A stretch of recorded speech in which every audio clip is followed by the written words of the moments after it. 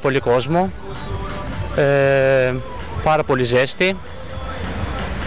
Ο κόσμος από την Αλεξανδρούπολη διαλέγει να έρθει εδώ επειδή έχουμε πολύ ωραία θάλασσα, πολύ ωραία θέα και από πίσω, όπως βλέπετε, μπορείτε να άνετα και δείτε τη Σαμοθράκη, το νησί, και έχουμε κόσμο από το εξωτερικό που έρχονται από Βουλγαρία, από Τουρκία, από Πολωνία και Γερμανία και τους αρέσει πάρα πολύ εδώ.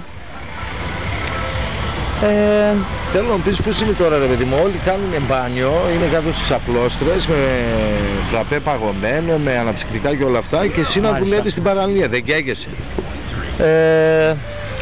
Εγώ προσωπικά δουλεύω πάρα πολλά χρόνια, κάθε καλοκαίρι είμαι εδώ, επειδή μου αρέσει η παραλία.